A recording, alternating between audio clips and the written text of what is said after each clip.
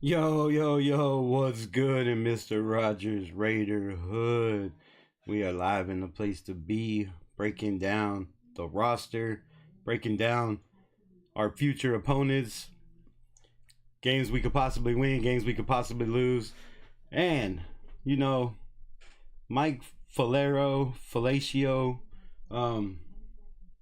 whatever you call that dude's name, and Chris Sims like to clap on the Raiders. Well, I think it's time to clap back. We'll get into that also.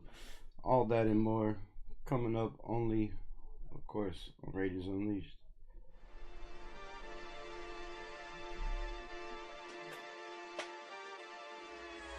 Why do they doubt the kid? I+IO. I got a low tolerance, cause they don't even know what the problem is. It's me. You waiting on the boy to fail, then hold your breath and face your death. Cause you play a roulette with each step I progress, no less. Go ahead and place your bets. Cause we know where we at, we know we top tier. Cause all the hate that you bring, we know it stops here. I'm taking off like a rocketeer and stopping here. Music licensing reimagined. We gon' always win. Promise that that's not a promise, yeah, that is a threat. You know that I promise to bring the team commas. When the whole team win, that's when you flex. Win, and I'ma do it again. Watch me win, then watch me do it again. Tell 'em I can't take no loss. My team hold no L's, no. Aiming for the top, can't make it by myself. I ain't taking no loss. I ain't taking no loss. Look, I'ma always win. I ain't taking no loss. Look, I'ma always win. We already know that we the coldest. Watch me heat it up, let me focus. I'm going toe to toe with foes. I know they notice. I kick in doors, they only hope for closing. Why? Cause they know I go again. And when they get it dry, I'm the one that can make it flow again. Talk to me nice, my team they ready to go again. Music licensing reimagined. We don't talk, better know the grind, gon' match my walk. I'm a cheat code, I don't take no loss. Making no sense, run up the scope, cause all I do is win. And I'ma do it again. Watch me win, then watch me do it again. Tell 'em I can't take no loss. My team hold no L's, no. Aiming for the top, can't make it by myself. I ain't taking no loss. I ain't taking no loss. Look, I+IO. win. I ain't taking no loss. Look, I'ma always win. I'm winning again and again and again, and it's all on repeat. I'ma just sit at the top cause I'm running it, dog. On me, I don't know defeat. Had to get back on the phone. I told them don't play with my name cause I know that it rings. They want my spot at the top with I'ma always win.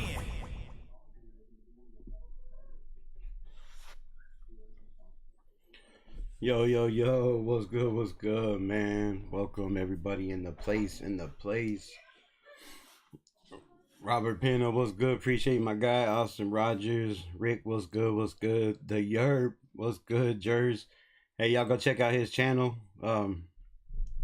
Robert Pena, if you could post a link up in there.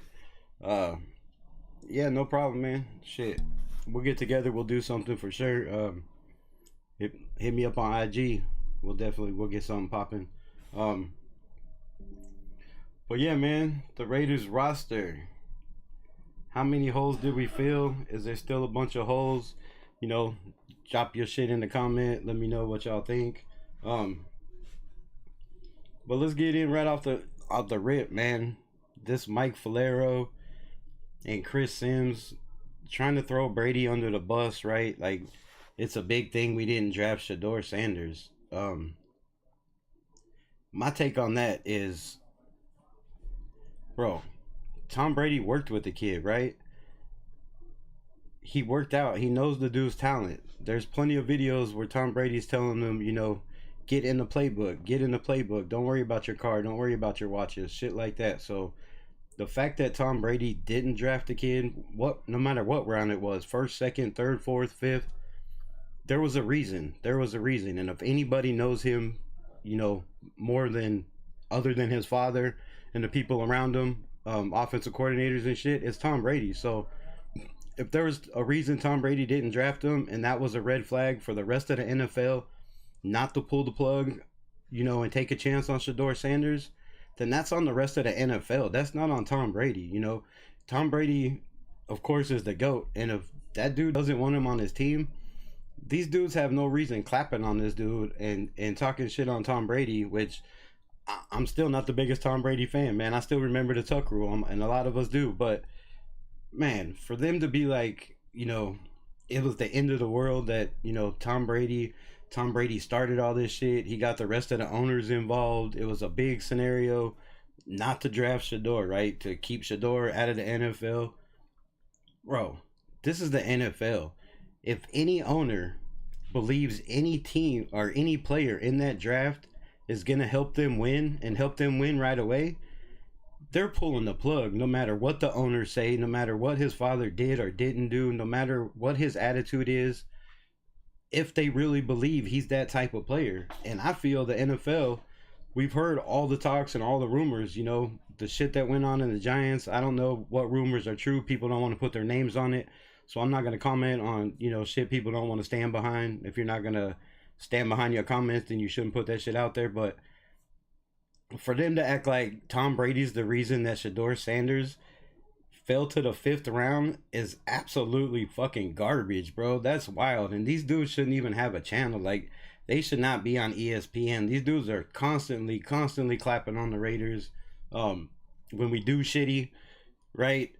They're the worst team on the planet, the worst organization, the worst ownership. But when we do good, they're on the bandwagon. Oh, the Raiders have a chance to make the playoffs this year. The Raiders are turning shit around, bro. I'm so tired of these fake ass clowns talking shit on the Raiders, dude. Like, man up. Don't fucking, come on my show, bro. Mike Flair, you want to come on and talk shit about the Raiders? You can pull up on my shit anytime, any day of the week, bro. But that shit is garbage. Like, I don't know what that dude, his problem is with Tom Brady, the problem with the Raiders, him calling cow turd, all them fools, bro. They always talking shit on the Raiders. But watch, as soon as they start doing good, they're going to be like, oh, this was the best thing that could have ever happened to the Raiders. Pete Carroll and Spytek, Brady's the greatest thing that ever happened. But I'm tired of that bullshit, man. And I can't wait till we start winning so we can just rub it in their faces how sorry ass that these ESPN dudes that think they're, professional analysts that get shit wrong over and over and over again, way more than us commentators. So, yeah, that's my take on that. Like, I'm so tired of these fools always talking shit on the Raiders, bro. Like, it's annoying as hell.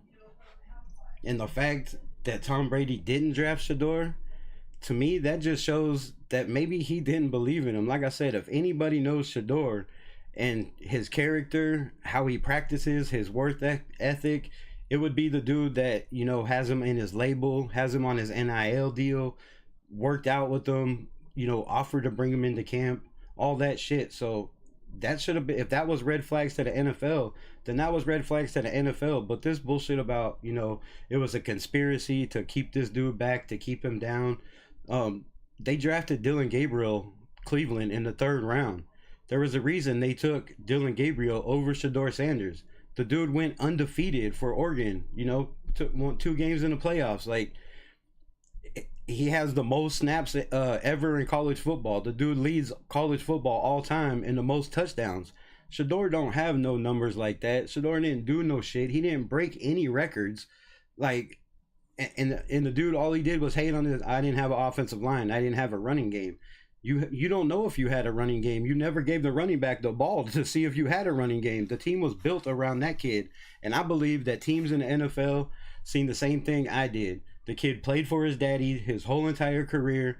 Every offense was tailored to him. And when you get in the NFL, bro, it's not going to be like that unless you go first overall, like a Cam Moore did. But when that didn't happen, he started slipping. I think the kid started realizing, and this is not a knock on Shador. Like, I hope the kid rubs it in everybody's face, just like Tom Brady did, being picked that late. But for them to be like, it was Tom Brady's fault and the Raiders' fault, man, is just garbage shit. Like, I don't know how we get thrown into everything, bro. Like, non-stop we get thrown into every mix because Shador fell, it's the Raiders' fault because we didn't take him.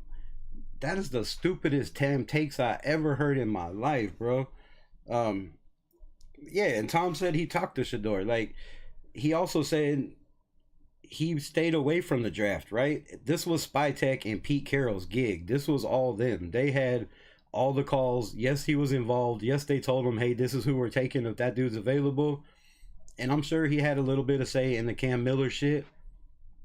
But Tom Brady has regulations, and I've been over this on this channel over and over again. The dude has regulations with Fox. He can only be involved in so much without getting the Raiders in trouble, without getting himself in trouble. There's only so much he can do, you know, in this organization, being minority owner and working for Fox at the same time. So get in some of these comments. Raider Ryan, it's us against the world. Yeah, fuck the other 31. Shit. They're gonna hate us if we drafted Shador too, right? There would have been it would have been even worse if we drafted Shador. The fact that we didn't draft Shador had nothing to do with his, I don't think, his character or his football skills. It had the fact to do with his father, with the drama, with all the shit that's going on in Cleveland right now. You know, highest jersey sales, or third highest, whatever it is, but he's up there in the top 5 in jersey sales. Everybody in Cleveland loves him. It's already going to be a circus up there, you know, no matter who starts. And that dude, if, you know, 4th on the depth chart, people are going to be calling for Shador. So the Raiders have enough problems, and well, hopefully not anymore, but have had enough problems in the past that I don't think Brady needed that in his first year. I don't think Spytek or Pete Carroll needed somebody overshadowing the team and overshadowing this fucking shield right here. We don't need it. We don't need it. There's nobody bigger than the Shield, and he would have been bigger than the Shield. And I think that's the biggest reason. It's not a knock. It's not on race. It's not on color. It's not on character, you know, how he carried himself. He admitted that he could have did things different in the draft room. That's on him. Like, the dude, you know, what more has got to be said for all these dudes and their clickbait to constantly be talking about Shador just to get views and clicks? Like, the man already said, yes, he could have did shit different. He, you know, he's already learned his lesson. Like, he knows what happened. We all know what happened. There was teams his daddy didn't want him to play for, and he went in there nonchalant and acted like it was no big deal. He didn't have to play for those teams, right? He had other options. Well, he was lied to. He didn't have as many options as he thought he had, in my opinion. And if I'm wrong, you know, I'm wrong, but he's got his work cut out for him. But he also, in my opinion, this is the best situation and the best thing that could have happened to Shador Sanders, in my opinion. Now, you're not a first round pick. Not everything's going to be handed to you. And I'm not saying, you know, every first round pick is handed the keys to the city and everything's built around them. But really, a first round quarterback, yes, your team should be built around it. At least your offense should be built around that quarterback. So, you know, you don't have that pressure. Now you can show everybody, hey, I should have been drafted higher and y'all fucked up and made a mistake, if that's the case. And if you can't, then, you know, shit. Hopefully all this bullshit talk goes away. And it is what it is. He'll still have his label. He'll still have his rap deal. but that's that shit on that. But I kind of wish we got Sanders in the later rounds, just because I just think it would have been a problem and a nightmare, bro. And again, I talked about it, you know, I don't know how many weeks before the draft, months before the draft, as soon as Pete Carroll was hired and as soon as we got Geno Smith, I said, there's no way they draft a player like Shador. All Pete Carroll has talked about is how you show your quarterback, you know, you believe in him. You put weapons around him to make his job easier. Bringing Shador in over his shoulder with this fan base that all wanted Shador Sanders is not a way you make Geno Smith's job easier, in my opinion. You're putting way too much pressure on that dude.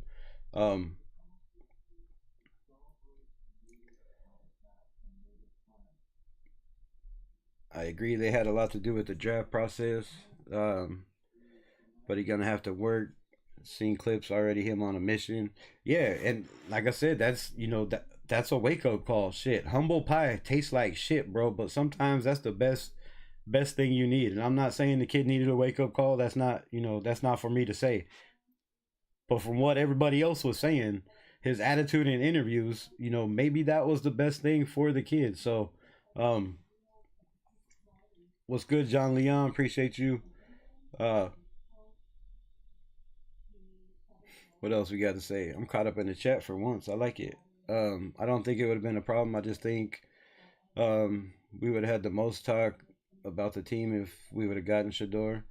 I think it would have been a problem. I think it's going to be a problem for Cleveland. Just watch. It's going to be a big ass problem for Cleveland. They're going to have more than they bargained for. You got a 39-year-old Joe Flacco. You got a former first round pick and Kenny Pickett. And then you got a kid that some believed should have been, a second round pick in Dylan Gabriel. Some people thought he was going to, fall to the fourth or fifth. So the dude's got his work cut out for him. You're a fourth man on the totem pole, and you're going to have to not only go in there and grind, running dumps, running hills, but you're going to have to get in that playbook. You're going to have to know defenses. When they ask you plays on the sideline or in the film room, you're going to have to know that shit, and you can't get an attitude when you don't and they make you look bad, so the story goes in New York. So it's gonna be wild, bro. It's gonna be wild. Cleveland is a crazy ass place. The dog pound is nasty, and if they come out with that defense killing it and their offense struggles, bro, it's already gonna be the talk of the NFL. Like, I feel bad most of all for Cam Ward. I can never remember, and like I said, I'm 50 years old. I could never remember in my lifetime a first round pick being overshadowed so much in my entire life. There is no talk about Cam Ward. Even if you go on the Tennessee channels, you hear him talking about Shador Sanders. Like, this kid is just being, thrown in the background. Nobody even remembers who the first round pick was. And if Cam Ward don't have one of the greatest seasons and greatest careers, he might be one of the most forgotten first round picks overall because of this Shador Sanders thing.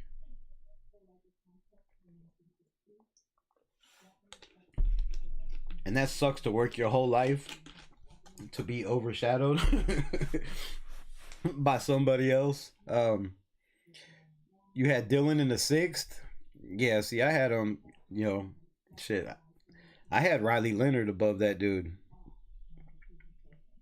And we'll see what he does. He's got a chance too.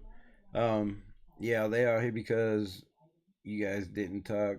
Piano Man back in the building. Everybody say hello to the Chargers fan.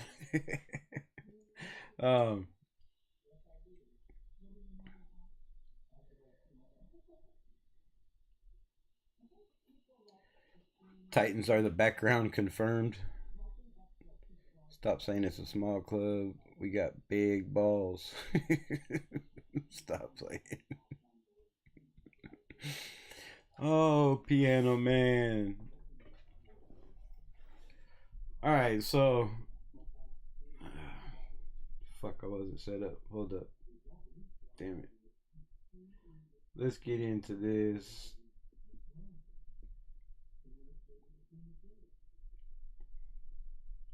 Roster breakdown shits. As soon as I figure out what I'm doing. Oh, the chat is right here? Hold up. Okay. Sweet. Bear with me, y'all. Bear with me. Trying to make this where y'all can see the chat and I can see whatever I'm trying to pull up right here. Which is, fuck, I don't know which one it is. Oh, you're not calling. Nah. Alright, there we go. Can y'all see that shit? Hold up. No, y'all cannot see nothing. Damn it. Hold up. Time out.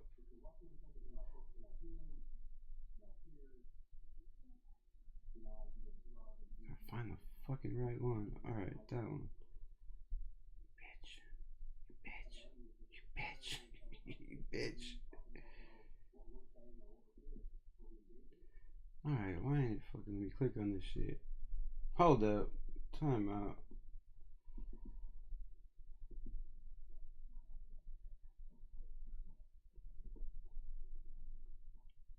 Alright, that's better. Let's just roll with that. Fuck my life. Alright, so we have, and it's not gonna let me switch it up. Home games are the Denver Broncos, the Kansas City Chiefs, the Los Angeles Lightning Bugs from my guy Piano, the Dallas Cowgirls, Jacksonville Jaguars, the Giants, Tennessee. That's only 7. There should be one more. And the Cleveland Browns. Alright. It's not going to show the whole fucking thing. Flipping thing. Damn it.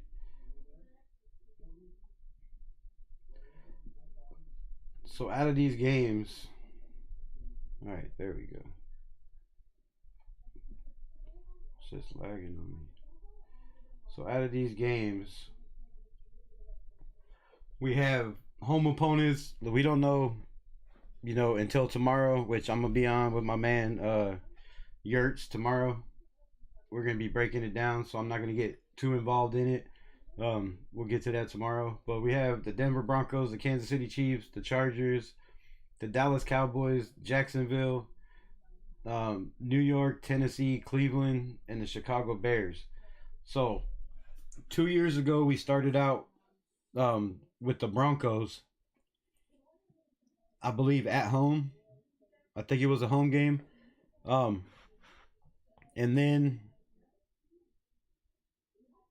last year we had the Chargers in LA, which should have been a home game, but didn't turn out that way.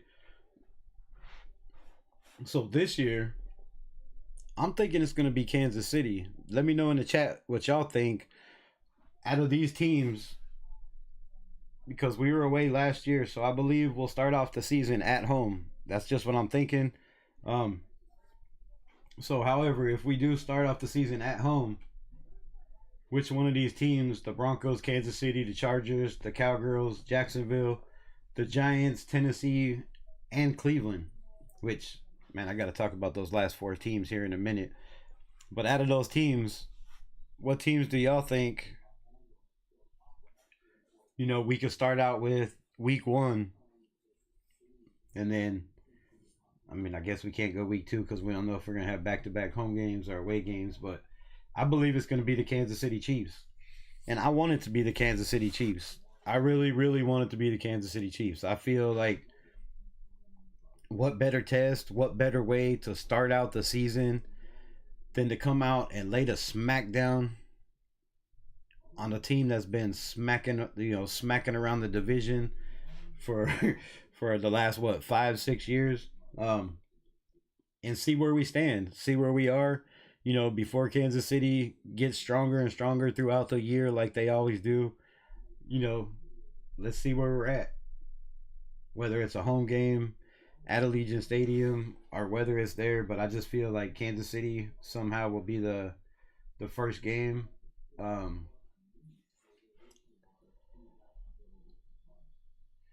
We got a well-oil rig machine in Marion Hampton. I'm not talking about your damn Chargers, bro. Y'all gonna run them in the ground. Be careful. That other running back from Miami. Raph, what's good in the building, my guy? Salute to you.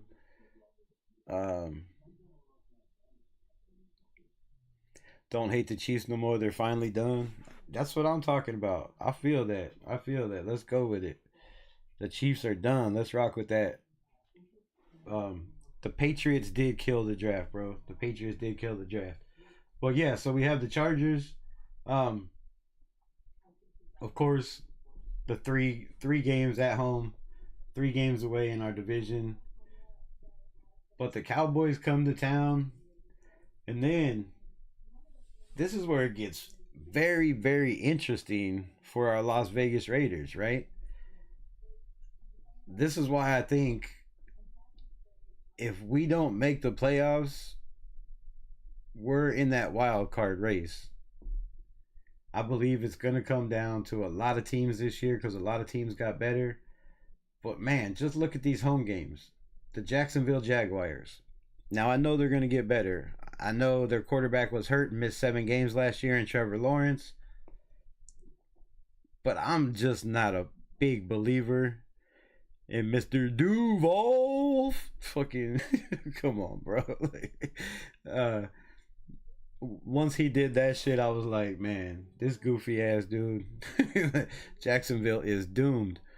And then them clowns, oh, sorry, I didn't mean to call Jacksonville clowns, but, and then they moved up 3 spots and got Travis Hunter, which I think was the stupidest move in the draft.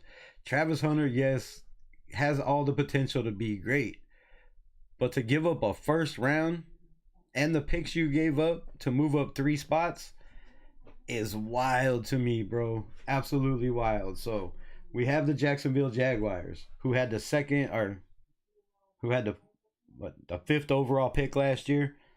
So, you know, they were one of the worst teams in the NFL. Then we have the New York Giants, who also have an up-and-coming quarterback who, you know, I think is going to be scary in this league. That kid is going to be nasty.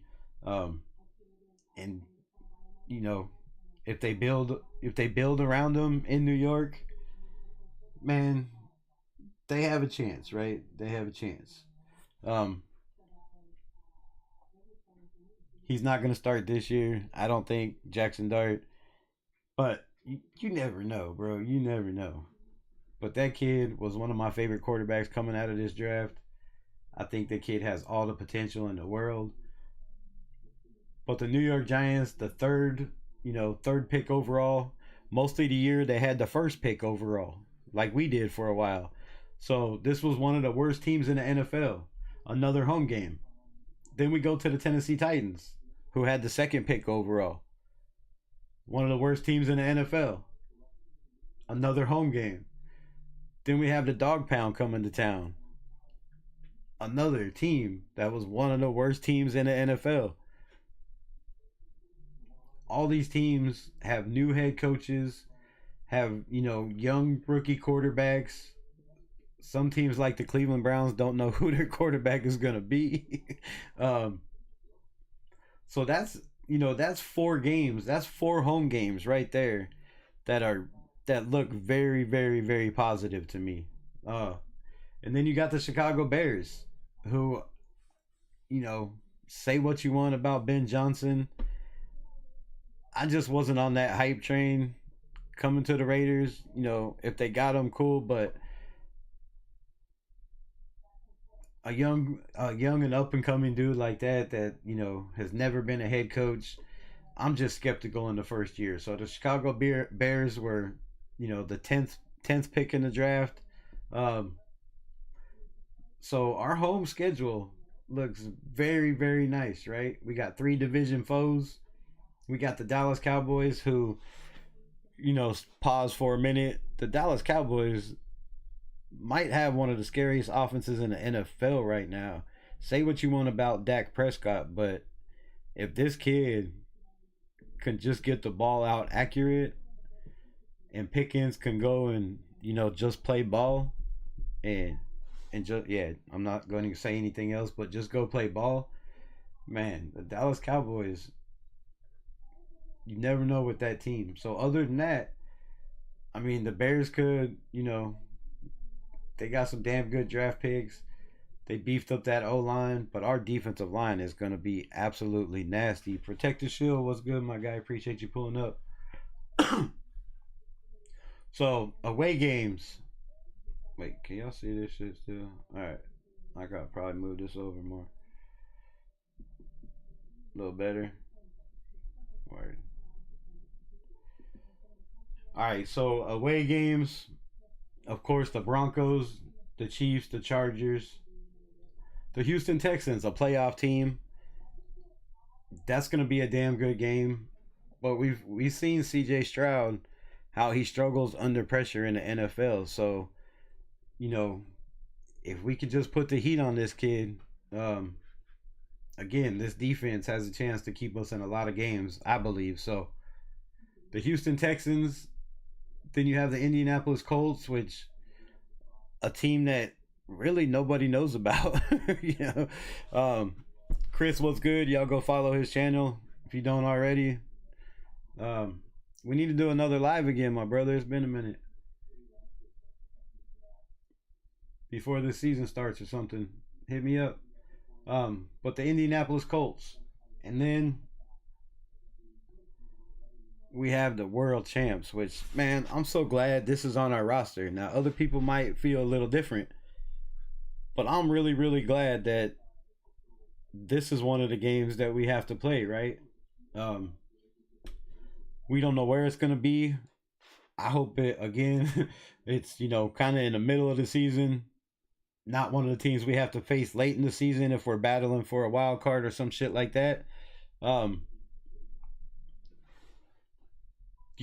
hopefully the schedule gods hook us up and we'll find out. I think it's tomorrow, right? When we play the Eagles, the Washington Commanders, bro, that's going to be a hell of a matchup, right? It would have been a crazier matchup if we still had Antonio Pierce in the house. All the hype on JPJ or on JD5 last year. Everybody wanted him on the Raiders, like everybody wanted Shador this year. So, the hype on that dude, the year he had, outstanding rookie year for JD5. That we're gonna have our work cut out for. And I hope that's one of our kind of earlier games also, that we don't have to play one of these teams down the stretch. Because they just getting better and better and better over there. And the Commanders are going to be a scary team. So, then last but not least, the New England Patriots, right? So, we play 6 teams out of 17 games that were, or 8. Wait, 1. Hold up. Let me recount. Make sure. 1. 2, 3, 4, 5, 6. So, yeah, 6 out of our 17 games are teams that were the top 10 worst teams. And I know a team can bounce back and turn around real quick like the Washington Commanders did last year, if they just get those missing pieces. So that's that. Close this shit out.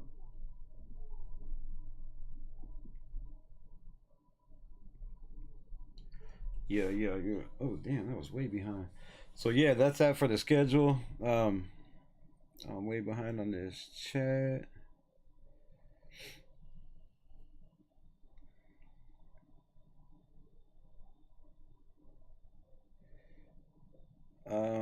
They made some moves. You're right. Going to be optimistic. See if we can turn it around. Right? Of course, the Cowboys fans get a Vegas trip.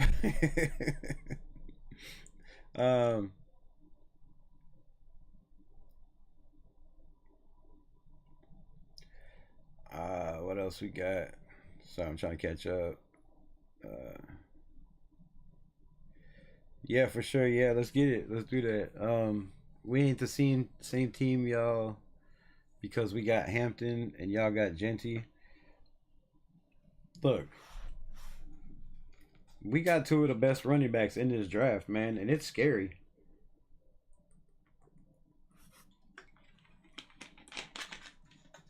I'm gonna tell you right now, I was not happy. I was not happy one bit with them getting on Marion Hampton, but it is what it is. You still have to get past our front 4, 5, front 7. We don't know really who our linebackers are going to be. We just kind of guessing at the moment. But I'm hoping it's Amari Gaynor, because we need that dude with speed that can cover, that can get in the backfield, that can get through the defensive line. So, man, if we can get Amari Gaynor out there, I don't care who your running back is. It could be Najee Harris with, his 1,000-yard, no fumbling ass. He's going to fumble this year. He's going to fumble this year. Read his best because that guy is a Latter-day Saint. What you talking about?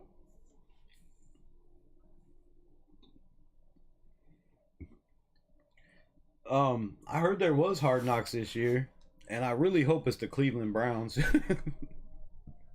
I'm just saying, man. I really hope it's the Cleveland Browns. That would be the best Hard Knocks ever. If they're gonna do it, you have to go Cleveland Browns. Crosby might get hurt, man. Don't put that out there, bro. Don't put that out there. That's some bullshit. Andy Reid is a nice coach, but man, that dude always got health issues, and when you got Travis Kelce yelling in your face constantly, shit. All right, so let's get into this roster.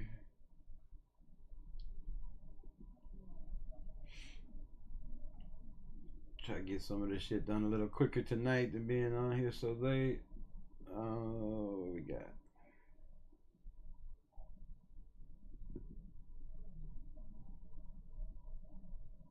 Well, yeah, let me know in the comments, man. What y'all think about the schedule? Give me your prediction.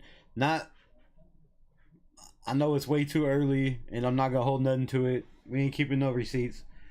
But just looking at the schedule, how many of those games do you think we could possibly win? You know, we have a running game. We have receivers that can stretch the field. If our defense stays healthy, you know, barring no injuries and all that, you know, crazy shit. How many games y'all think we could pull off?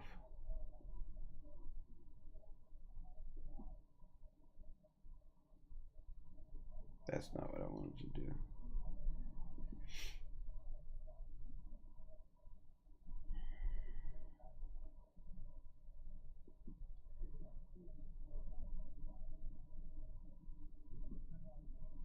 Alright. Let's see what that looks like.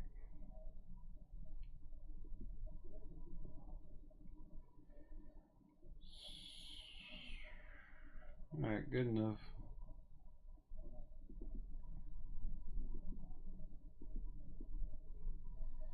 Let's put me down here.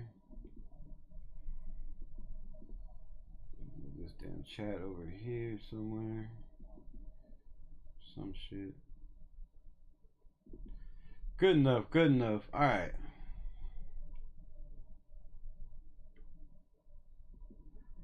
Get back to this shit. So, am I at the top? Alright. Quarterbacks. Carter Bradley will be the starter. I'm just fucking with y'all. But we got Carter Bradley in the building, 6'3", 213. You know, the kid showed flashes in the preseason last year. He's got a whole year under the, you know, being on the practice squad, having guys like Max Crosby. Well, I guess not Max Crosby all year, but, you know, having a solid ass defensive line, a pretty solid backfield, you know, defense that was starting to come together mid-round with Caleb Vaughn chasing and, you know, some of these guys stepping up.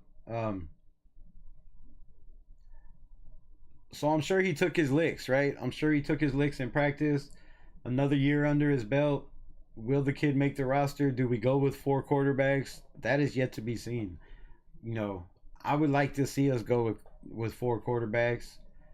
I know it takes up a roster spot, and I know we could use that roster spot for the O-line or the D-line or, you know, an extra corner out there, whatever. But, I mean, damn, we need development. And with all the injuries in the NFL that happens with quarterbacks, you got to have guys prepared and ready. So, you know, if you could have a Carter Bradley on the practice squad or even a Cam Miller, but somebody might snatch him up, I guess you can restrict him, I guess. So if you could have a Cam Miller on the practice squad, you know, Carter Bradley on the injured reserve with Geno starting and Aiden as the backup, I think that's a pretty solid room.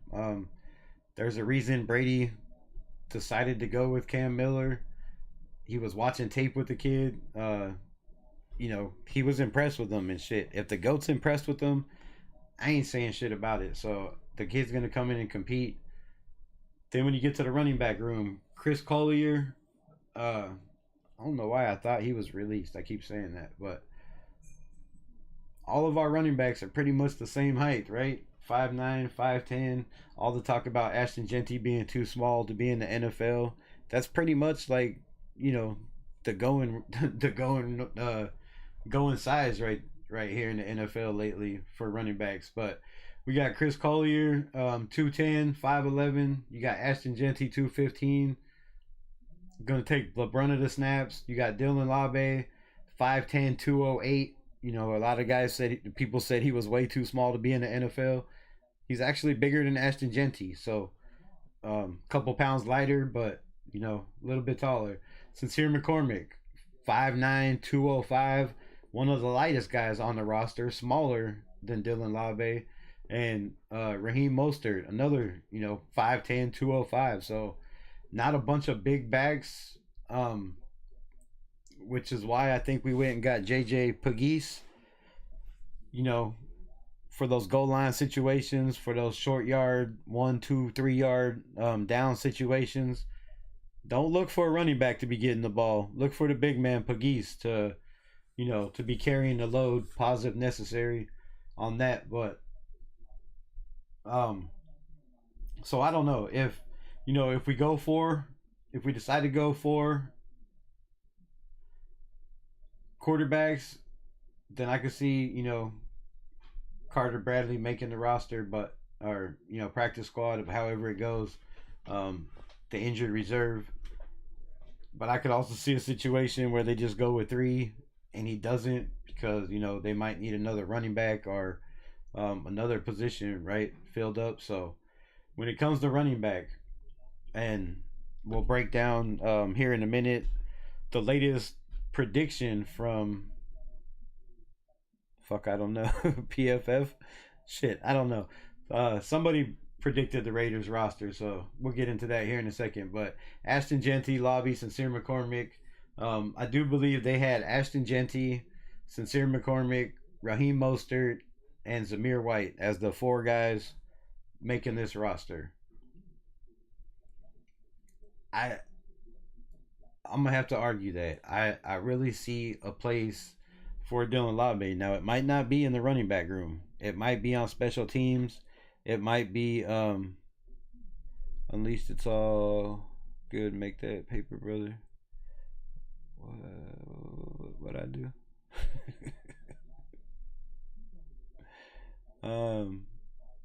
Oh, for sure. Confused me in the chat. I forgot the hell I was talking about. Oh, yeah, so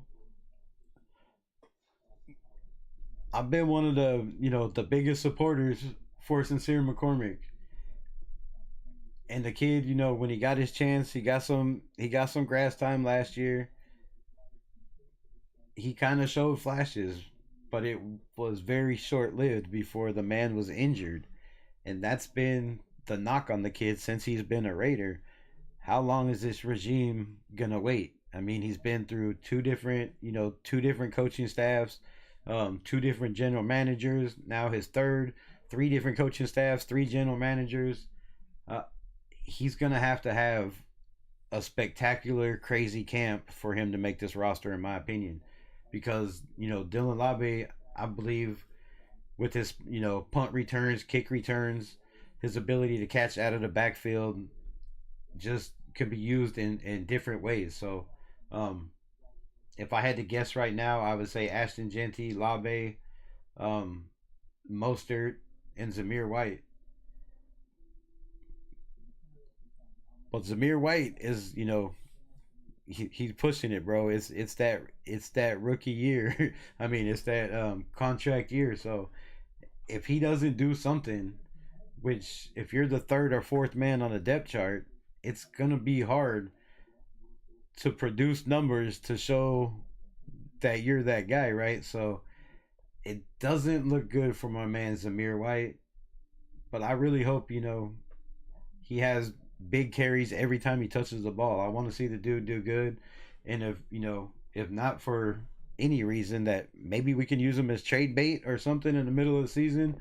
If he starts, you know, having big carries, unleashing addiction, appreciate you. But that's who I'd go with. When it comes to wide receivers, you got Alex Bachman, Jack Beck. Bachman is 6 foot, 190. I don't know what his 40 time is. Jack Beck, 6'2", 215. A big receiver that's going to win after the catch. he's gonna win those, what he calls 75-20 balls.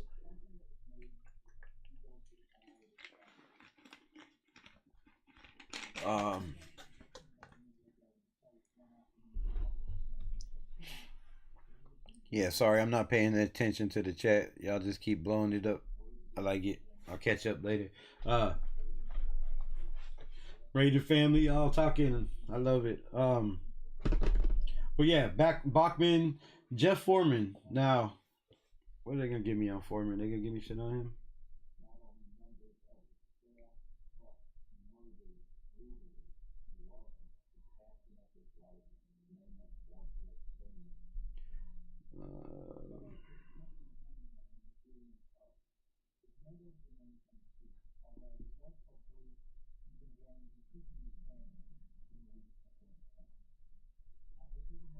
That's all they got. I don't know. But anyways, I don't know how the new regime is gonna feel. Shit, what did I do? I don't know how the new regime is gonna feel about Jeff Foreman. But from what I seen at Arkansas State, you know, the kid can catch, bro. Damn, what's good, Killer with the 99, 999. Appreciate you, my brother. Means the world. Hell yeah. Thank you, thank you, thank you. But Jeff Foreman, man, the kid in the preseason and in camp was very impressive. There was a lot of people talking about, his catchability. He didn't drop, didn't have a lot of drops. Wasn't the biggest, hype dude coming out of camp, but then dude got jacked up and I think he broke his leg, or I don't know what he did, but something with his leg. So the Raiders kept him on injured reserve and they didn't let him go for a reason. So, not the biggest guy, 6 foot 186.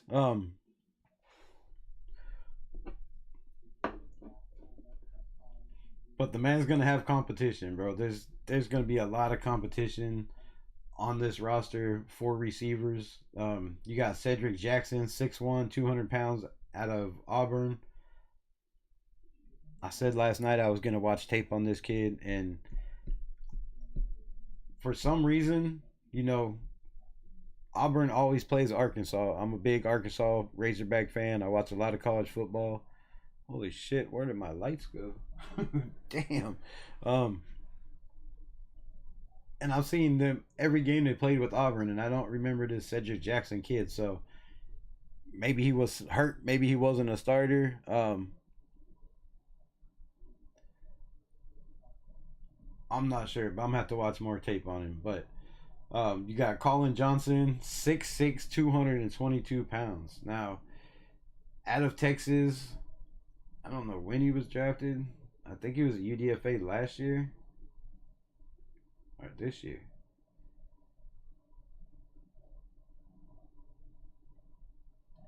One reception, 6 yards. Oh, not this year. He got stats. But man, I'm gonna have to do some more on this cat too. I'm gonna have to break down and see, where he stands. Cause at 6'6", I mean, you got a cat like that at 6'6", and then you got Dante Thornton at 6'5". Bro, that's two big ass monster receivers. That if he can make this roster, 25 years old, has a chance, right? Has a chance, possibly practice squad, but there's a lot of kids, dude. Tyreek McAllister, 5'10", 185. We kind of need that, smaller speedster. But to me, I think it's just more of a special teams. I liked him on punt returns last year. What happened? Sorry, I'll get to the chat in a minute. I'm just trying to talk about this shit, get it out the way, because if I don't, it'll be a 4-hour live. So Tyreek McAllister, I believe, is just more of a special teams, type dude. I liked him on punt returns. His wiggle, his twitch, the way he sees the field. when he's back there at kick return and punt returns.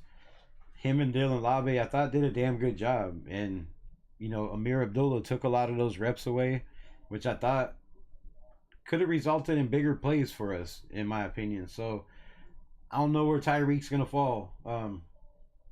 But then you got Tommy Malott. The kid is just an athletic, freak, man. Hurdling over dudes, has good speed for a quarterback. I don't know where they're going to put him, right? Special teams probably to start. But don't be surprised if this kid comes out and starts getting reps, maybe not right away, but, maybe a couple weeks into the season, maybe midway. You have to learn the speed in the NFL. You have to learn, the coverages in the NFL, cover 3, cover 2, dime, nickel. You have so many different coverages in the NFL than you do in college. Way different looks. Everybody trying to, disguise everything and scheme shit up. So once he learns that, I think he's gonna be fine. Where he fits in, to me, it's still a question mark. Again, we don't know about Jeff Foreman. Again, Colin Johnson. If the dude has any speed or can run routes and can gain separation with his size, there's not too many corners or safeties that are going to be able to compete with these cats. So, and then Kai Phillips is a UCLA guy, a Chip Kelly guy that they brought in. Could Malott maybe take the place of Kyle Phillips, or with Kyle Phillips having a little bit more experience in his third year, could he pull off and be that maybe fifth wide receiver or sixth wide receiver that you just run in certain packages, maybe in some spreads or trip packages or whatever. Then you still got Christian Wilkerson, which to me, man, it's your third year. You've never even done anything to really get on the field. And I don't remember what round he was drafted, or if he was even drafted, if he was a UDFA or what Wilkerson was. But damn, bro, as a wide receiver and as deep as a wide receiver room is now, I'm not sure if Wilkerson makes this roster.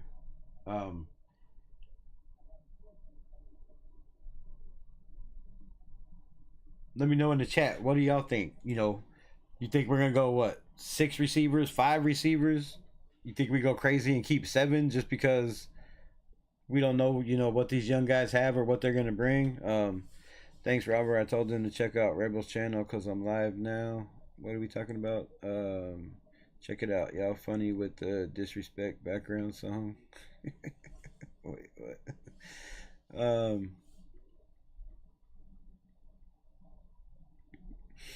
The fuck y'all talking about? Who's Kevin Hart? What the fuck? Oh shit. What the fuck y'all talking about? K Harry Potter University. Oh shit.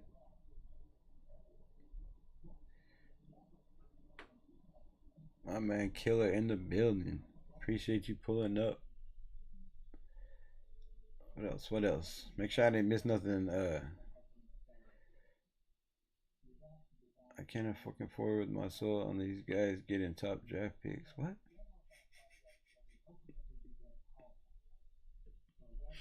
Don't be mad, bro. Don't be mad. The Raiders have been horrible. Absolutely flipping horrible when it comes to drafting for the last... Fuck, I don't even know, bro. I don't even know. And this might be going out on a limb, but this might be... Shit, I don't even want to say might. I mean... Yeah, I have to say might because not yet. But there's a very damn good chance that this could be better than the 2014 draft. And if y'all old enough to know 2014 draft, you're probably like, what the hell did he just say? We got Derek Carr, Khalil Mack, Gabe Jackson, right? Who else was in that draft? Somebody else in that draft. Uh, Come on, y'all help me out. Y'all help me out. Who the hell was in the draft?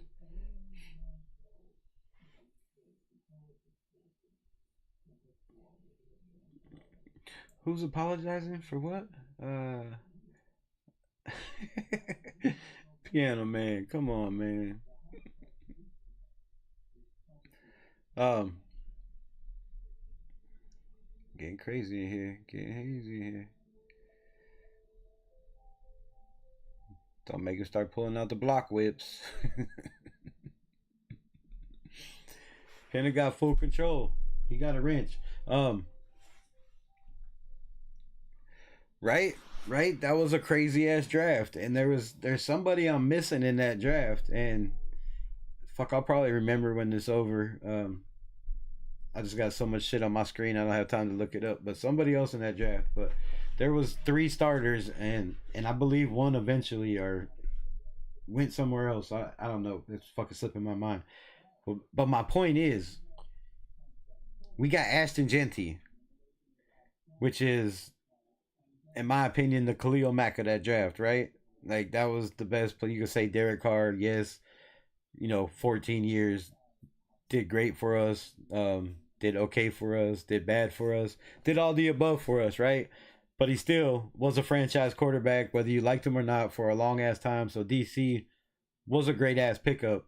But Khalil Mack has just been, unstoppable, a force to be reckoned with, just an absolute problem his whole entire career. So to me, Ashton Genty, could be that Khalil Mack type of pick, a guy that's going to be in your backfield just wrecking shit, a bowling ball, clowning fools for many, many years to come. Because this Raiders organization, if it, they keep the guys in charge right now, I believe aren't going to be stupid and let a guy like Josh Jacobs go, with Ashton Genty. I believe that fifth year option is going to be a whole lot of money if the dude stays healthy. But yeah, so Genty could be that Khalil Mack type dude, and then Derek Carr. Yeah, I don't know who you can compare to that, but I don't know if Jack Beck is gonna have the type of career that Derek Carr had, lengthwise.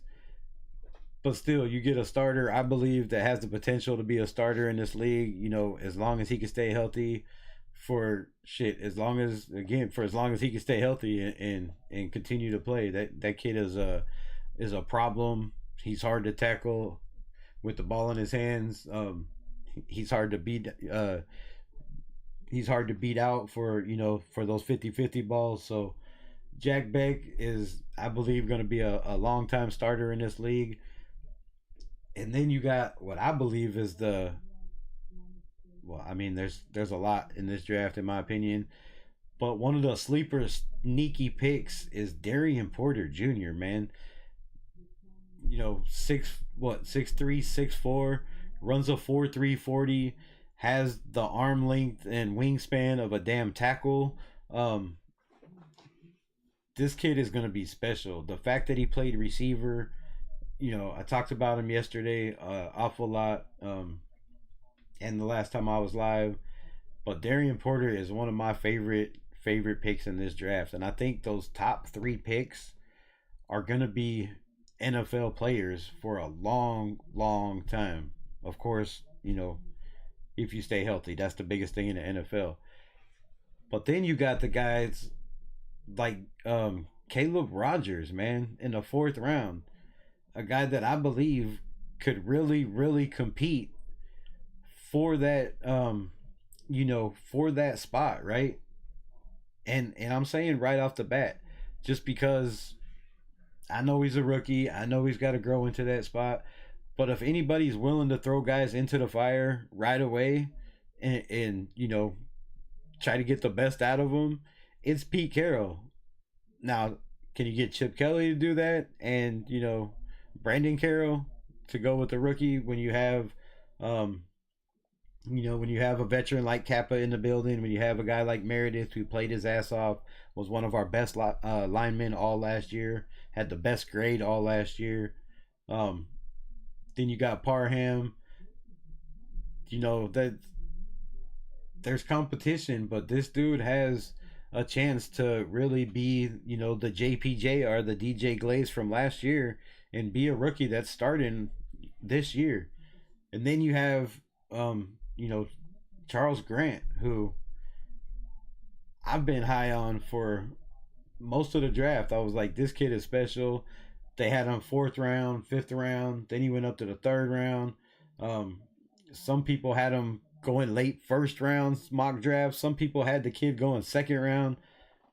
I would have been, like I said, in a bunch of my lives, third, fourth round, I would have been stoked to get that dude. So to get him in the fourth round, the upside that he has, can he play both sides? We don't know. But he doesn't have to right away, right? Unless there's, some crazy shit that happens.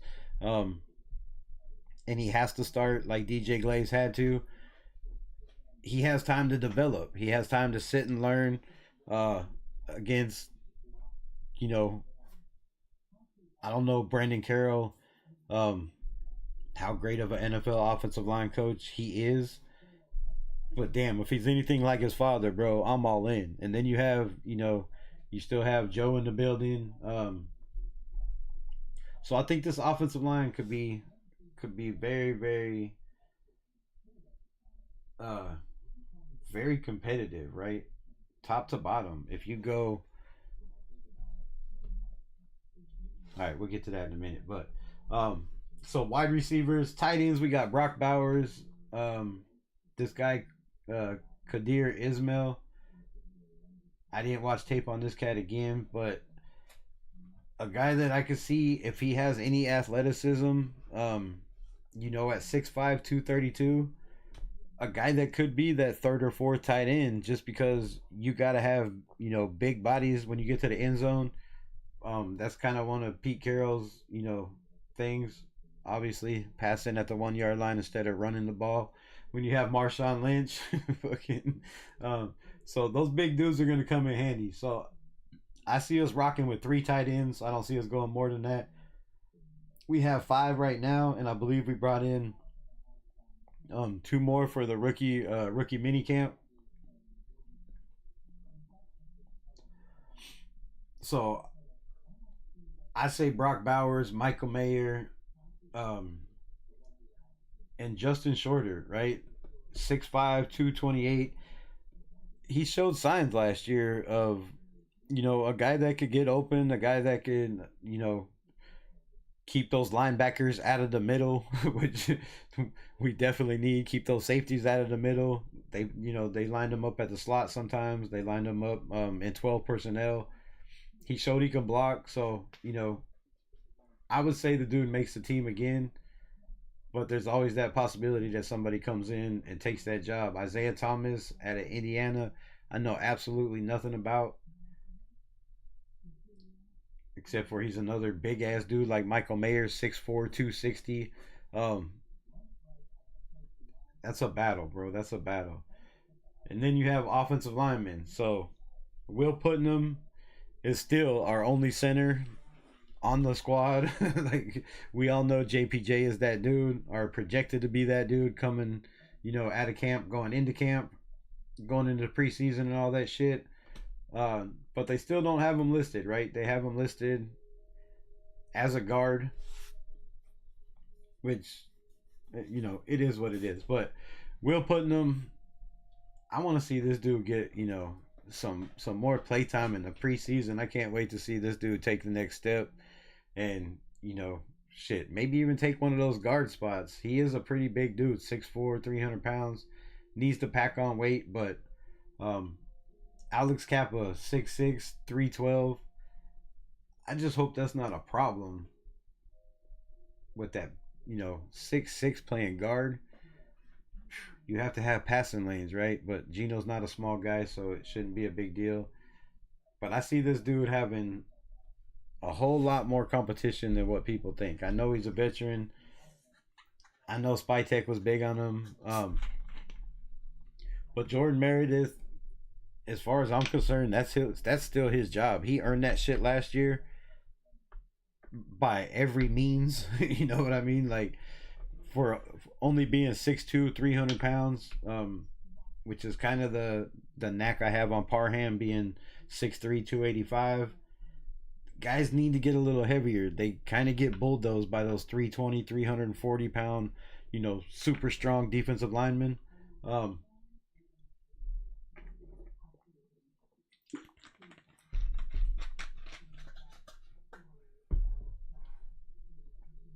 But I think Kappa definitely has his work cut out for him. On it, that spot's definitely not given. But the thing is Rodgers is 6'4", 320. That's a big difference.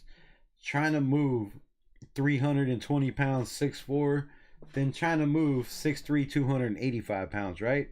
You're trying to move basically a tight end, then trying to move a big ass, monster Volkswagen on the offensive line.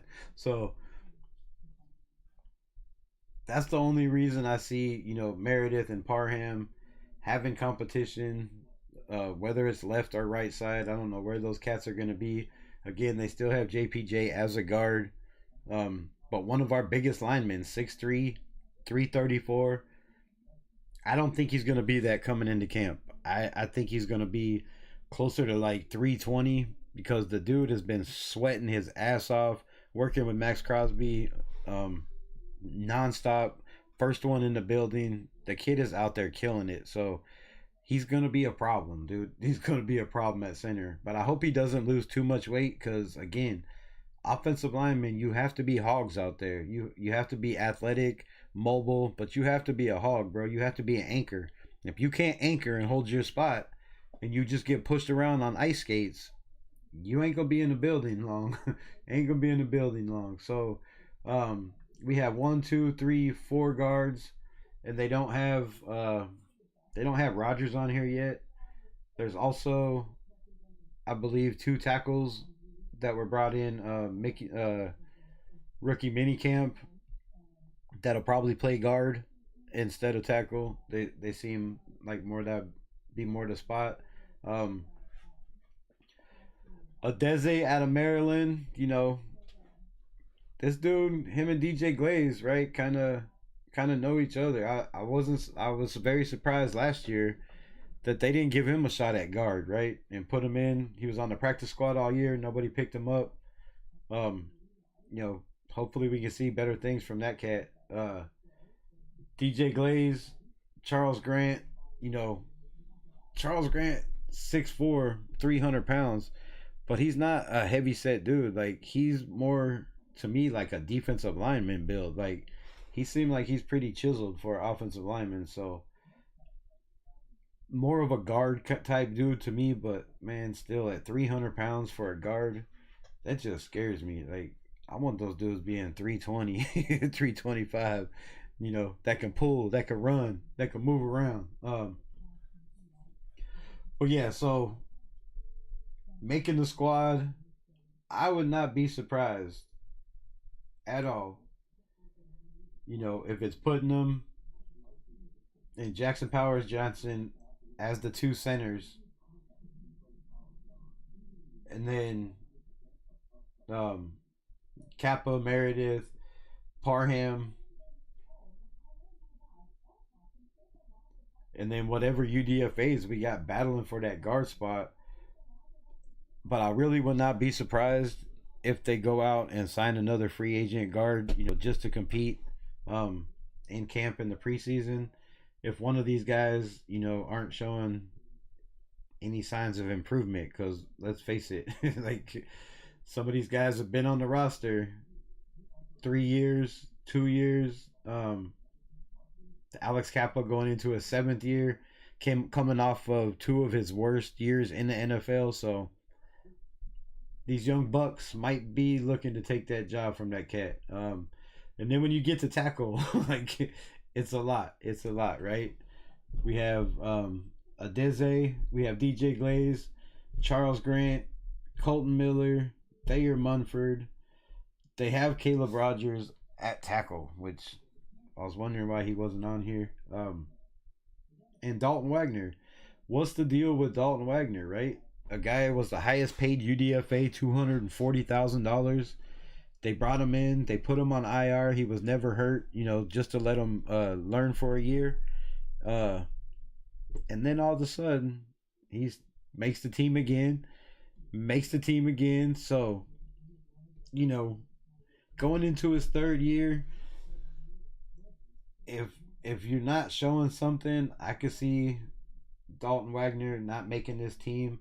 I could see Thayer Munford, them trying to trade him, or possibly just outright cutting him. It's not going to be a huge cap hit.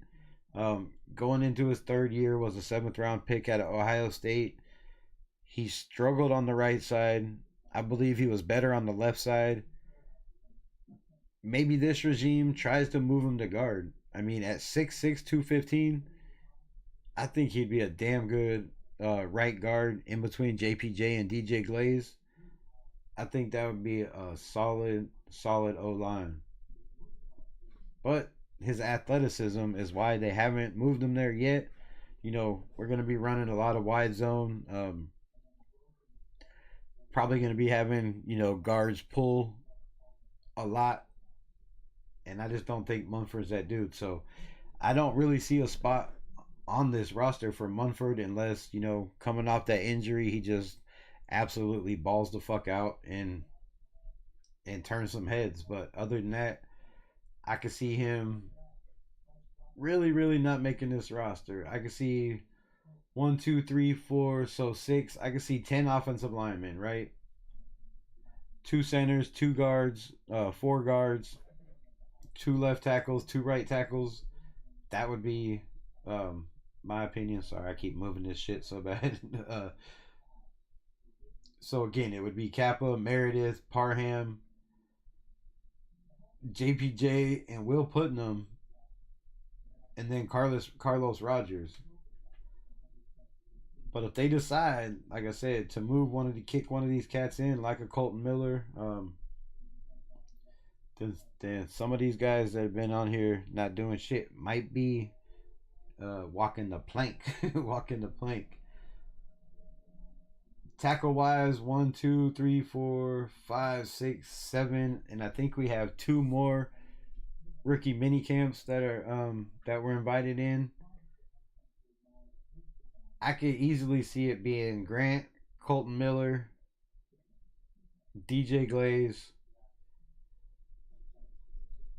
and then really having a battle for whoever that right tackle position is going to be. Defensive wise, man, this is where it gets crazy. Defensive end, we have 1, 2, 3, 4, 5, 6, 7 defensive ends. I believe they're going to keep 4 on the roster, which to me would be Max Crosby, Jaw Joyner, Malcolm Kuntz, and Tyree Wilson. That leaves maybe Snowden for the practice squad. Obi Uguafa. With that dude's size, man, if they put him on the, as DT on the line, I think it would be a much better spot for my man. Because, fucking 6'7", 245, right? Or, 6'4", 250, you know what I'm saying? I don't know. I just didn't see the speed and the quickness, kind of like a Tyree Wilson. So, maybe better on the defensive line. But we will have to see. And then when it gets to defensive tackle, somebody's not going to be happy. And there's going to be a lot of somebody's not very happy on this roster. You have Adam Butler. You have Matthew Butler, who I don't know. I don't know about Matthew Butler. Zach Carter. I don't know about Zach Carter.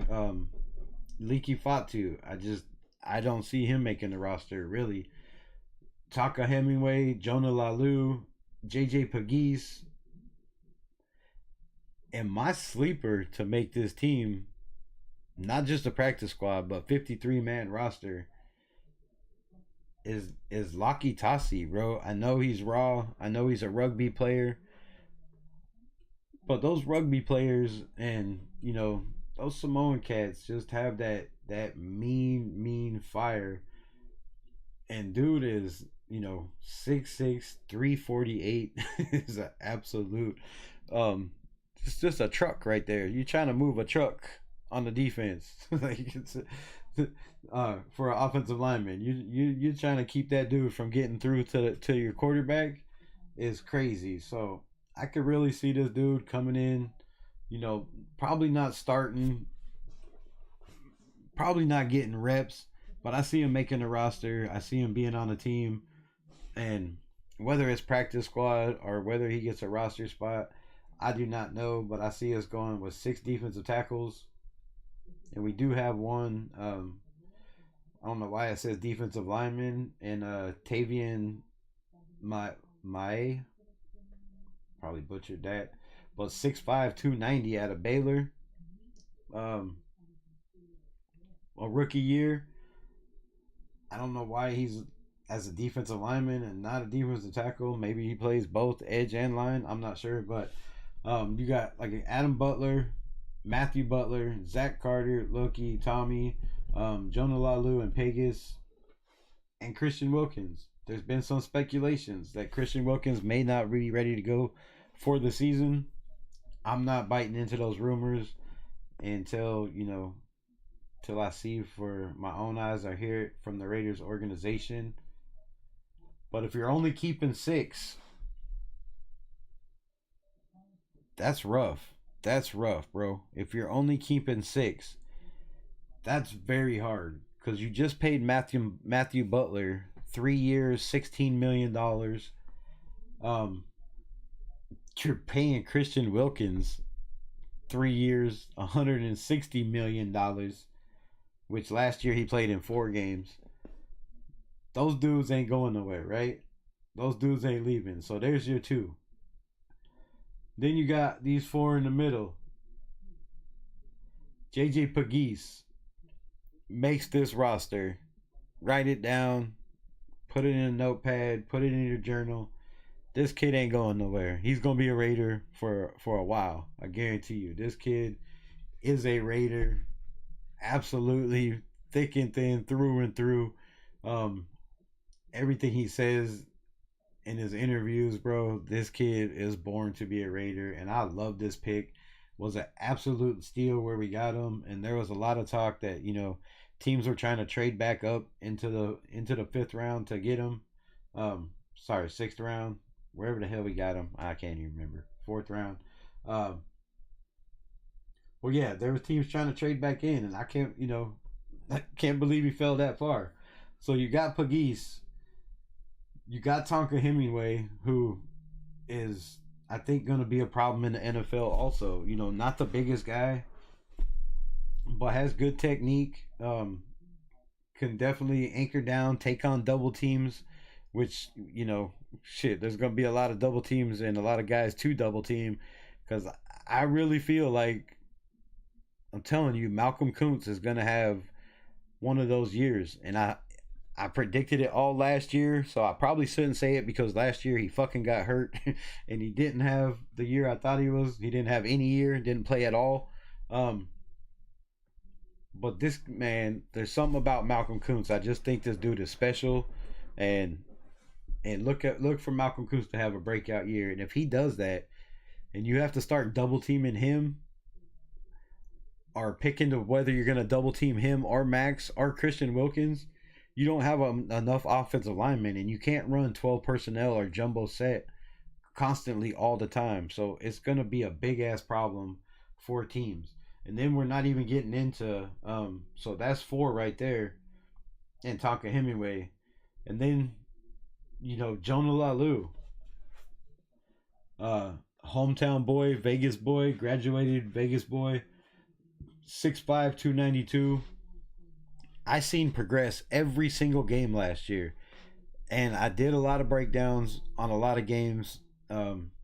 had every game on film, watch them over and over again. Jonah Lalu, every game, he got better. He got, in the backfield, it seemed like almost every time he was out there, he was fighting off double teams. He was chasing guys, to the sideline, like Adam Butler does.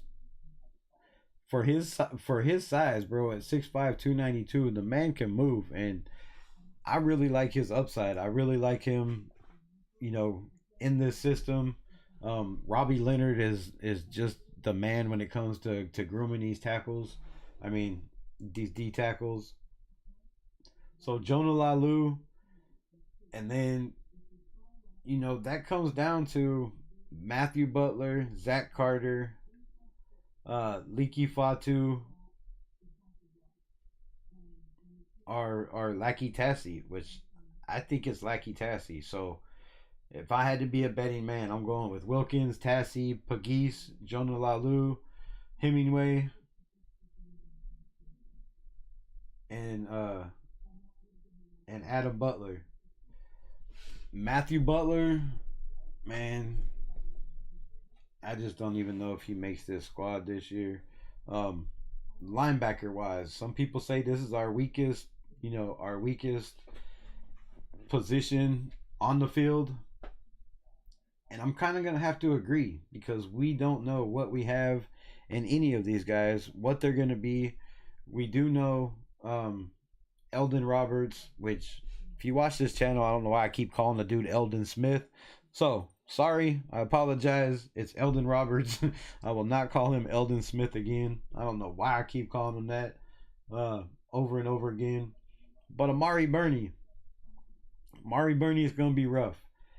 When he does get in there, I don't see the flashes, man. I don't see enough from Amari Burney. So maybe this coaching staff sees more than I do going into his third year.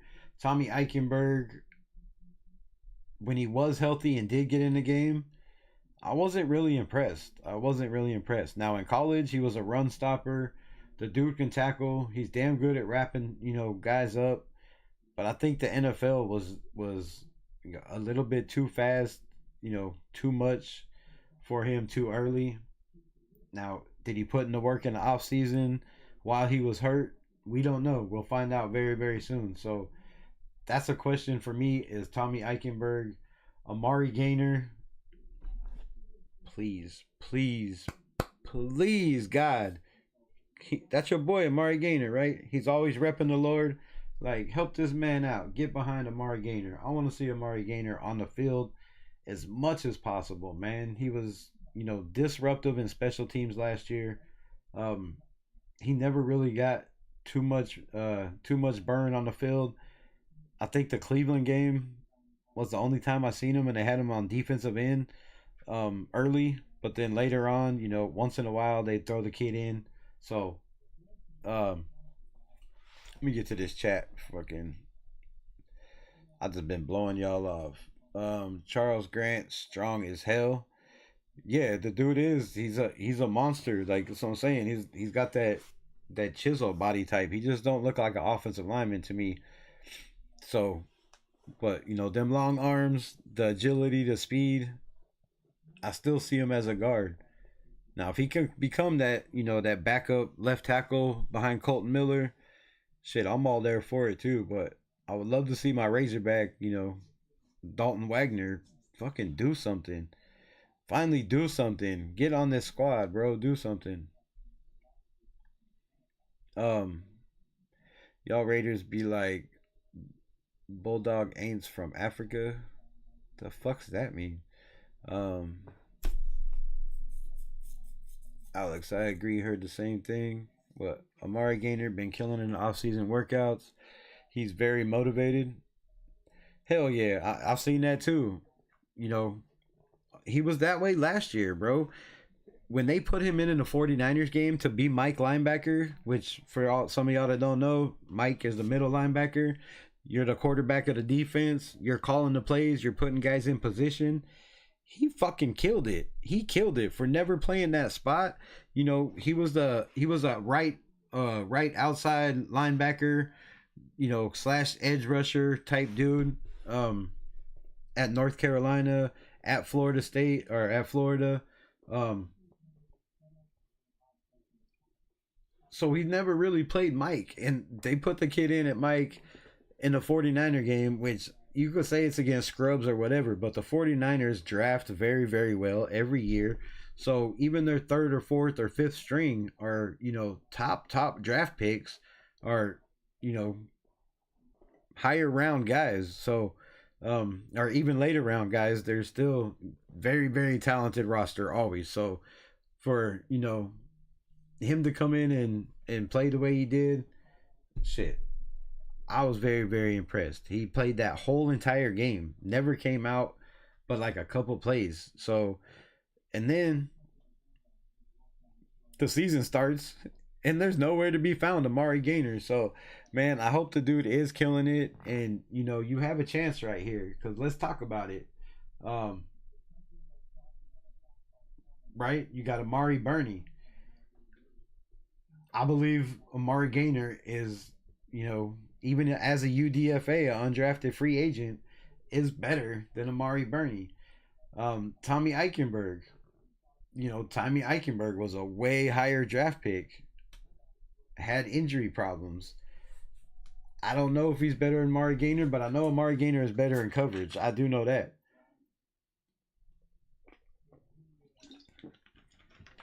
And I'd go as far to say, Amari Gainer is better um, at getting to the quarterback, because he played outside linebacker, he played edge, he's played both of those spots. Tommy has been, pretty much a Mike, I think, most of his career.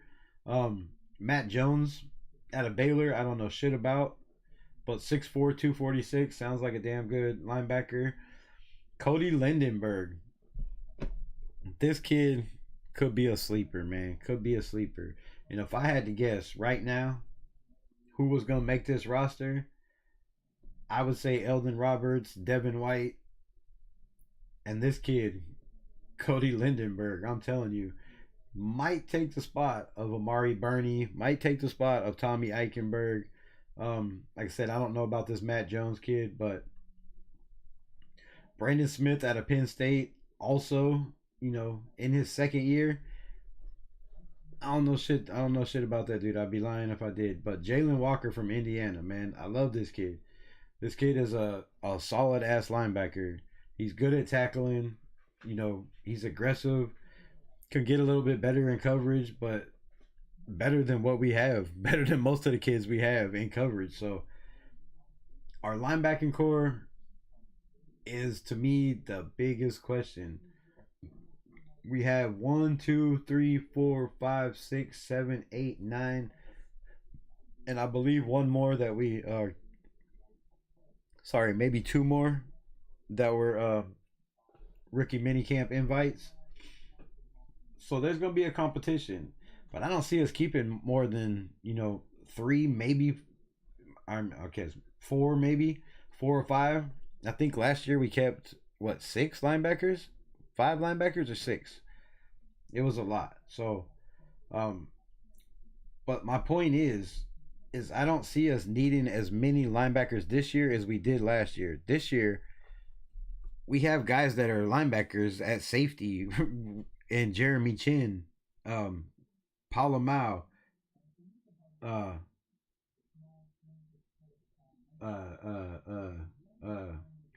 the hell's the other kid? Lonnie Johnson.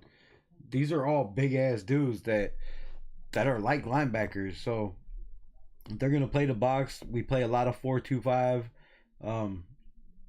So you're gonna have not so much too high, but kind of like an offset too high, where somebody's always in the box or rushing the box when the ball snaps. So linebackers, we might not have to use linebackers as much as we think we do. But from what I've seen from Eldon Roberts at 31 years old, this dude's out here catching one-handed passes and shit as a linebacker. So I'm not gonna say the dude can't cover. I know he's been in the league 9 years, most of the film I watched is highlights. I'm not gonna lie, I didn't go watch no all 22 because I just can't stand to watch the Steelers a whole entire game unless it's against the Raiders. To be honest with you, so I didn't watch no all 22 on Eldon Roberts. But I will tell you this: you ain't running the ball up the middle on this cat. You are not running the ball on this dude. So, Mr. Piano Man, good luck with your Chargers trying to run the ball with Najee or Omarion Hampton. Because, man, Landon Roberts is a run stopping machine. He's been one of the top, I think one of the top five run graded linebackers in the NFL for the last couple years. A green dot dude. He's going. I think he's definitely got that. Definitely got the starting job. But I wouldn't be surprised if they slowly start bringing Amari Gainer in on certain plays. Special looks. Definitely, if we have leads, and kind of let Eldon Roberts, groom Amari Gainer to be that middle linebacker, be a run stopper, show him how to cover because he definitely has way more speed than Landon Roberts. So I think our linebackers will be okay. Now, if we go, 5 linebackers, I don't see no reason getting rid of Tommy Eichenberg unless they just, he's not showing any flashes or any signs. So I would say Tommy Eichenberg, Amari Gainer, Corey Lindenberg, Landon Roberts, Devin White, and then I would think Jalen Walker, but I would say it's between Walker, Smith, and Jones. But I don't know shit about Jones or Brandon Smith, so could be between those dudes. So corner wise, Jacorian Bennett, Mello Dotson. I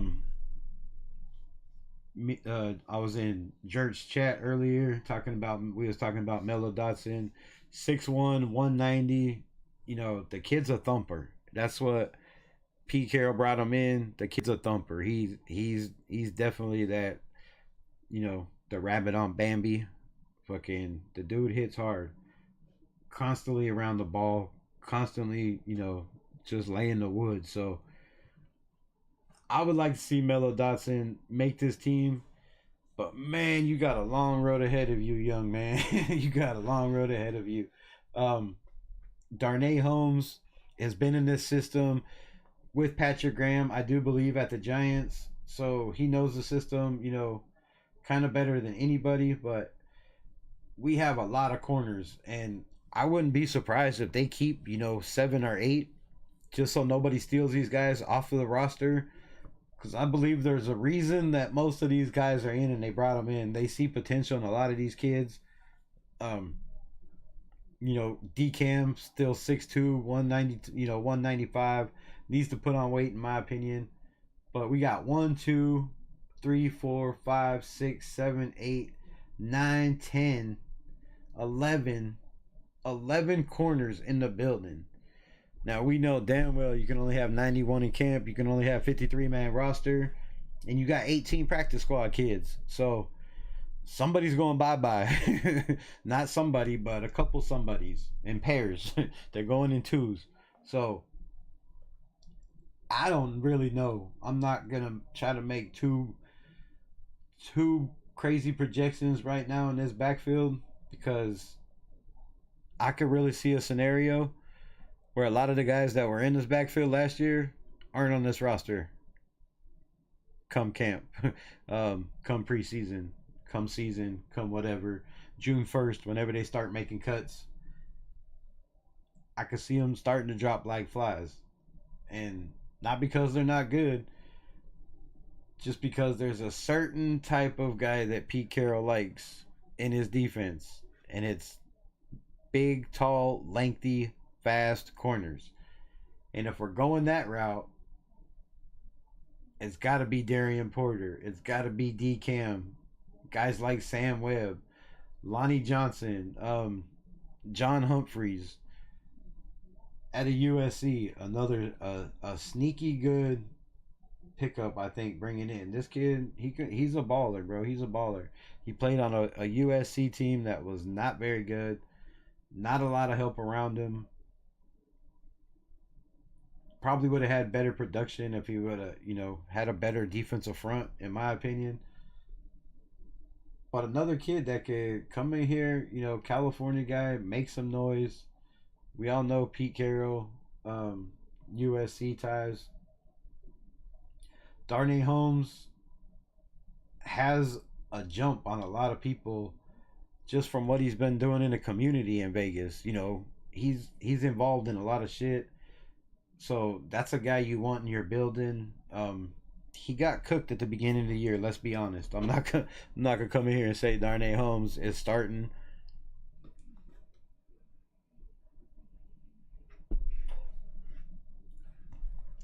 But my man, he was getting that work. He was getting that work for real.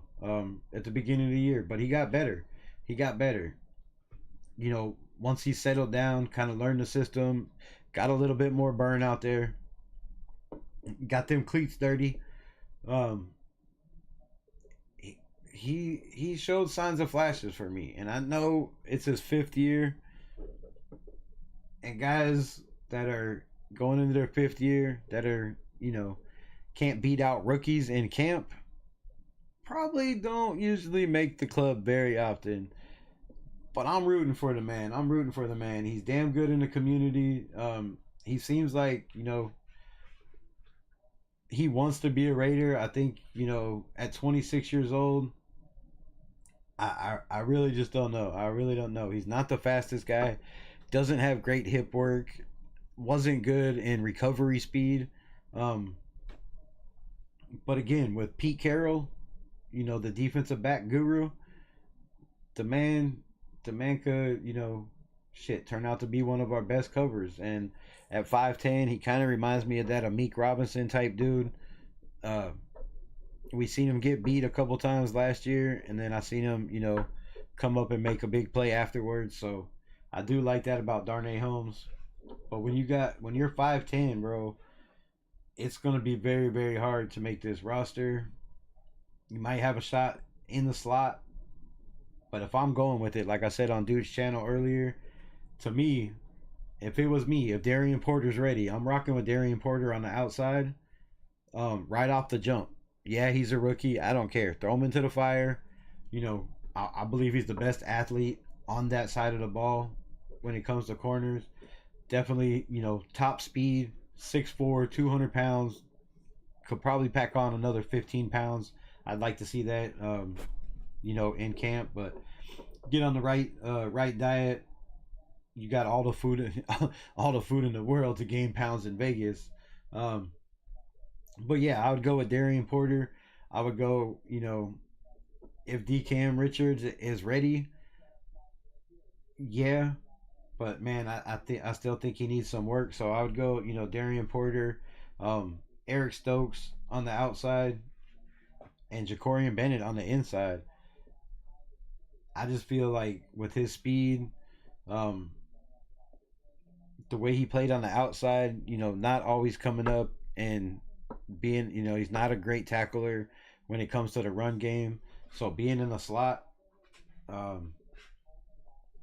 think it put more pressure on him to be that guy, to be a better tackler, to be a better run stopper, and just make him an all-around better player, in my opinion. But they could leave him on the outside. But I think when you got guys 6'4" and 6'2", you kind of got to go with the big dogs on the outside, right? Make it hard for these fast receivers, these shorter receivers, to win those 50-50 balls. I say 6 guys in camp, but damn. Grady Vance Jr. is another kid out of USC. Sam Webb had signs last year, flashes, was hurt, was in and out of the roster, but there was times he got cooked too, like barbecue chicken cooked. So hopefully make that jump in your 3rd year. But for the rookies, man, I like Melo Dotson. I really like Melo Dotson. And if I'm having to guess, I'm saying um, Jacorian Bennett, Darian Porter, Eric Stokes, DeCamarion Richardson. That's 4. That's rough. Oh, that's rough. Fuck, I don't know. Melo Dotson. That's 5.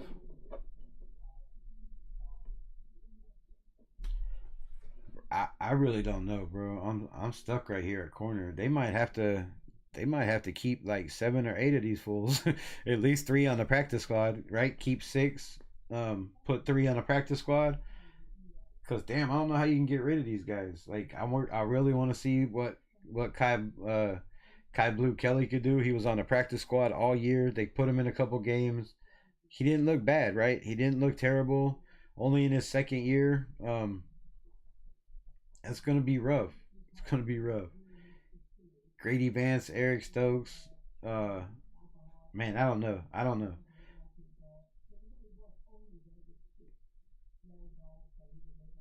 I could see one of these rookies definitely making this roster or making it where they have to keep, like I said, seven corners, and that's gonna cut down on defensive linemen or safeties. But say one Sam Webb, Eric Stokes, D Cam, Darian Porter. That's 4. I'm gonna say Lonnie Johnson, Melo Dobbs, and Jacorian Bennett. So Darnay Holmes, John Humphreys, Kai Blue Kelly. I'd say practice squad. Practice squad. Safety wise, there's not a lot. There's not a lot. Now, in my opinion, I would say, um, where is he? Lonnie Johnson. I would put Lonnie Johnson as more of a free safety type dude. But if these are our safeties, Jeremy Chin, Thomas Harper, Isaiah Palamau, and Travis and Trey Taylor. No wait, I fucked up. Darnay Holmes was not the dude. It was Thomas Harper, I believe, that the dude was. Oh no. So man, if those are our 4 safeties, I could easily see like a guy like Sam Webb, and like I said, like a Lonnie Johnson, you know, being kept on as a safety, but being that kind of nickel slot guy. Because I thought we had more safeties than that. I don't know why I thought I thought we had more. I thought we had like 6 or 7 safeties, but I guess they got rid of some cats. So yeah, Jeremy Chin, Isaiah Palamau starting. Give Trey Taylor reps and Thomas Harper. I'm not mad with that at all. I'm not mad. And then kickers. Thank God we're done with that. So there's the 53 man. Again, we'll break it down a lot more tomorrow. We'll break down teams we play. Let's get back into this chat. Kappa could end up being depth for sure. Watch out for our start screen. Sign biting, y'all. Davante Adams. Stop, bro. Stop. Stop. I forgot about that.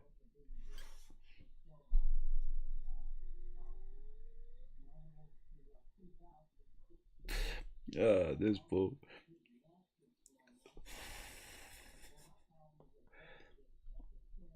Devontae with the Rams is gonna be hilarious.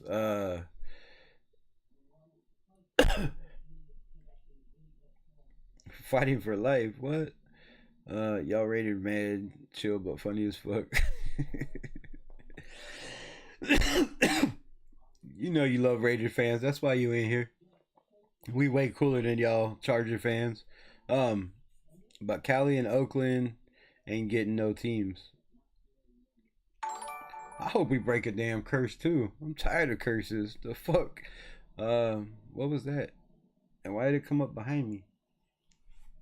Alright, I gotta fix that. Ow, that fucking hurt. Where was that alert box? This one? That's not behind me. Alright, I'll get to it in a minute as soon as I find it. Oh shit, don't drop that. I gotta catch up. Just imagine they win some rings. Watch out, y'all, my stepbrothers. Have to force you guys to share your bunk beds. Just imagine if who wins some rings. The Chargers? Bro, y'all ain't got no chance. Y'all ain't got no chance. Chargers don't deserve rings, bro. There's only one team that runs in LA. And it's this shit right here.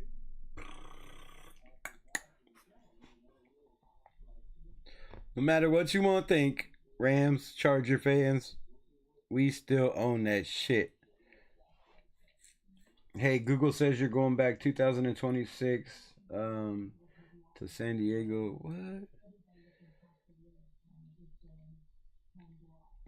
Yeah, Wagner's on his last leg, bro. He's definitely on the last leg. You can't go 3 years.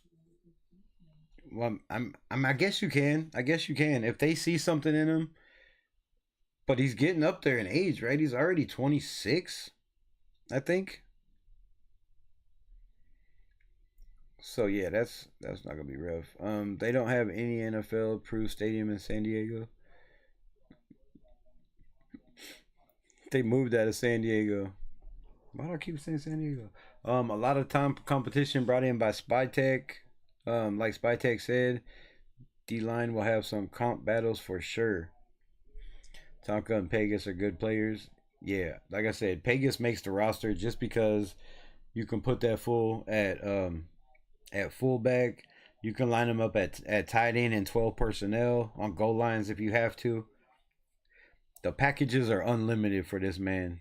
I got early morning fam, much love and respect. Robert Pena, what's good, my guy? Sorry so late, appreciate you. Peace out. Thanks for pulling up. What else we got? Tossie is a roster exemption. Oh yeah. You're right, Alex. Good point. Thanks for bringing that up. I should have seen that earlier. Hell yeah. So yeah, if Lockie makes it, then there's one more spot. Bro, I don't know why the Chargers are the best at signing undrafted free agents, but Stavello Coots is a fullback tight end, loves to pancake dudes. Y'all do get some damn good UDFAs. I'm not gonna lie.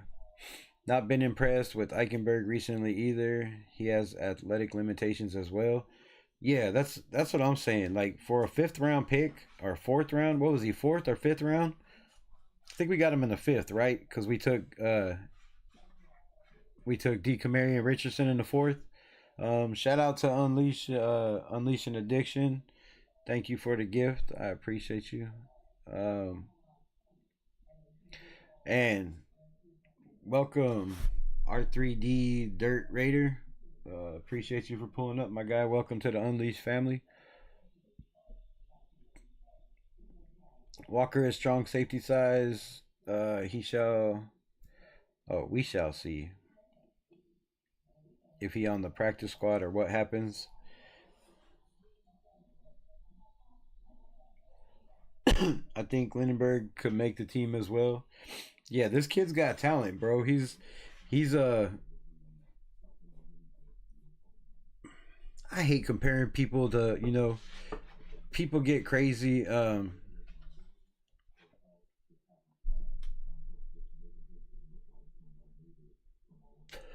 People get crazy when, you say somebody reminds you of somebody.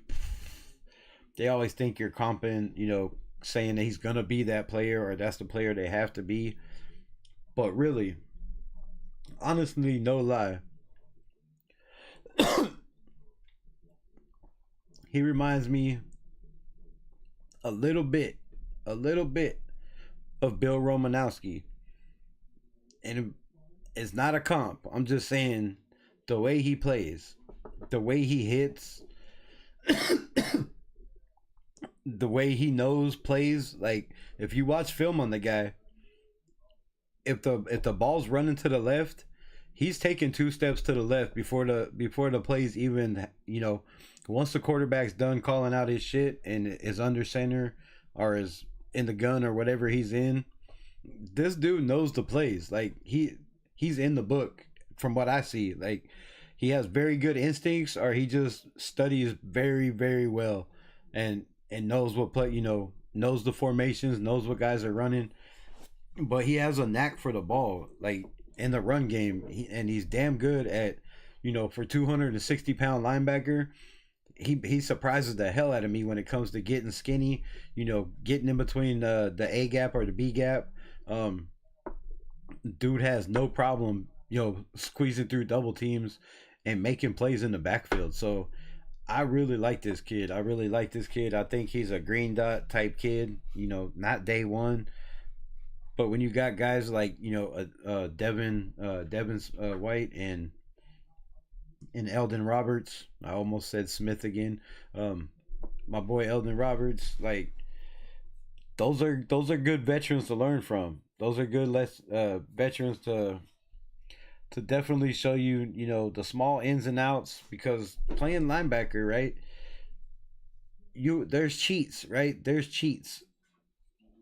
If you know the plays that they're running, if you can read the quarterback eyes, you can be one of those Ray Lewis type dudes that was just constantly blowing up plays because the dude knew what they were running before they knew what they were running. Like guys like that, Max Crosby types that are, just constantly in the playbook, know what they're running. We seen Max Crosby, tell Bo Nix what the play was last year because the rest of the team couldn't hear him and shit. When you got guys like that to learn from, it makes a big ass difference. So, I really like that kid. I think Lindenberg was a steal, bro. A steal in the 7th round. And I don't know how he fell that far, but I agree with you. I could see him definitely surprising some cats. But man, I'm gonna get off here. Almost 2 hours. Sweet. I'm gonna stop growing these lives to 3 hours and shit. But I appreciate every one of y'all hanging with me this long, rocking with me tonight. I will be back on tomorrow. I'm